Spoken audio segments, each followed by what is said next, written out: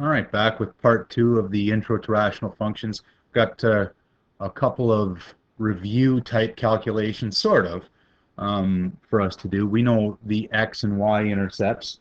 X-intercept happens when y is 0. Y-intercept happens when x is 0, and sometimes we have a little bit of work to do. So essentially, this is what we want, right? When x is 0, what's y? When y is 0, what's x? And we'll do the calculation over here. When x is 0, we have f at 0 equals 2 times 0 plus 1. 0 minus 2 is negative a half. So that is the y-intercept of this graph. When y is 0, when the output is 0, what do we got? Well, we have a little equation. We haven't solved this very much, but remember, we can multiply equations by both sides of an equation by something as long as it's not 0, right? So as long as we say x can't be negative 2, because if x is negative 2, then this function's undefined. I can't multiply both sides of an equation by 0. But otherwise, as long as this is true, x can't be negative 2, I can multiply both sides by x minus 2, and then I get 0 times x minus 2, and on this side it cancels. And then I get, well, that kind of makes sense, that this expression is going to be 0 when the top is equal to 0, and I get negative 1 divided by 2, I get x equals negative a half. Now that is coincidence, by the way, that they're both the same. The x and y intercepts are the same.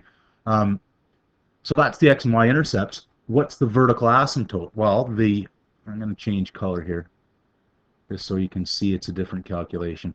The vertical asymptote occurs when the bottom is equal to 0, or when x equals 2. And in fact, that was our restriction. We're going to get a vertical asymptote. And if I wanted to, I could put that into a graphing calculator and confirm that. But indeed, that is the case. So dandy. I've got x and y intercepts and a vertical asymptote. Notice that if I'm interested in this, what I'm thinking about, of course, is if I could draw a sketch of this, it'd be great. I know at x equals 2, I got a vertical asymptote, and I know 2 points. I know 0, x is 0, y is negative a half, and x is negative a half, y is 0. So I have those 2 points. What does the graph look like? Well, who knows? We still don't know yet. So we're still kind of stuck. But that will come. That's kind of the goal of this chapter, is to be able to graph this without doing too much of a table of values. Let's keep going. So the x and y intercepts again. When x is 0, I get r at 0 is just an easy calculation. And probably you're doing this in your head, right? 0 plus 0 plus 6 is 6. I get negative 4/6, or in lowest terms, negative 2/3. Now, when y is 0, again, I get this rational equation, which we haven't had much work with, but I can cross multiply as long as this thing isn't 0, right? As long as the bottom's not 0, as long as x squared plus 5x plus 6 is not equal to 0, I can cross multiply, and then I get the y-intercept of x equals 4. Now, the vertical asymptotes, of course, occur when the bottom is equal to 0. So we're kind of interested in this anyway. So when does this thing equal to 0? Because that's when I'm going to get my vertical asymptotes. Well, this is a little polynomial equation, and if you thought we were done with solving polynomial equations and inequalities, well, you're sadly mistaken. All math builds on itself, doesn't it? Well, this one's not so bad because it's just a grade 10 quadratic. It factors nicely, and I get x equals negative 2 and x equals negative 3. What does this mean? Well, I've got vertical asymptotes at negative, and again, I'm thinking of the graph here, right? thinking of the end goal. Keep my eyes on the prize. At -2 and -3, I got vertical asymptotes. And I also have these other points. I've got the point 0, -2/3, 0, -2/3. And I also got the point 4, 0, 4, 0. Who knows what it's going to look like? In fact, let's graph that one. Remember, graphing calculators, you're welcome to, anytime you feel like it, you can use them. I have all sorts of crud in there. I'm going to put in x minus 4, bracket, divided by, bracket, x squared plus 5x plus 6, and graph that. And then go zoom standard. There's my two vertical asymptotes, and what's going on in the middle, it's hard to tell, but I can see my x and y. I can't really see my x-intercept, but if I go trace and go to 4 rather, that should be a 0. Yeah, it is. Good. And graphing calculators are a nice tool here. And how would have we known this other stuff? Well, we're building up that information, okay? What's going on here? Let's keep going. X and y intercepts. X equals 0. When x equals 0, I get g at 0 equals 3 over 0, right? 0 plus. So this is not defined. I can't do that. There's no y-intercept. Undefined.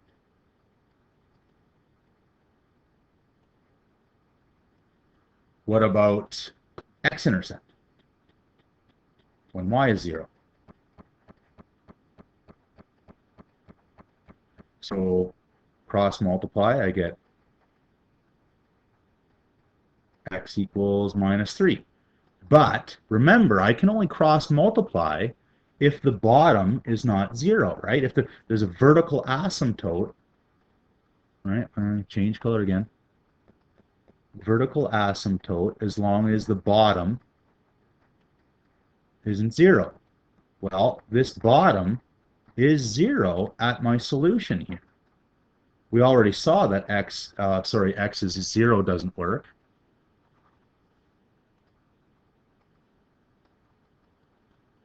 And also x is -3 is a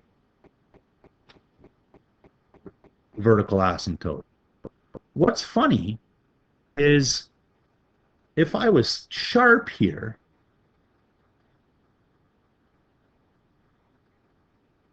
look, I could have saw something going on. I got x plus 3 over x squared plus 3x. If I would have taken the bottom and factored it, right, this bracket factors out and I'm left with 1 over x. 1 over x. So what's going on with this -3? What happens at -3? Is it undefined? Is it 0? What's the story? Well, it's hard to tell. Let's look at graphing calculator. X plus 3 divided by bracket x squared plus 3x. And I'm pretty sure there's going to be a vertical asymptote at 0, but I want to know what's going on at -3. I'm going to go zoom decimal.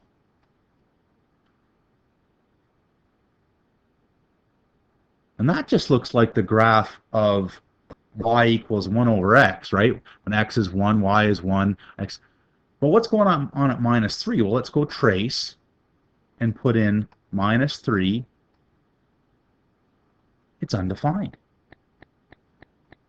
And in fact, there's a little gap when x is -3. There's a little hole there. And the reason is x can't be -3 because I'm dividing by 0. In fact, this function, g at x, simplifies to this easier one as long as x isn't minus 3. So, moral of this, if we have this function, y equals p at x, has a vertical asymptote if q at x is 0, or a hole if both q equals 0 and p equals 0 for some value.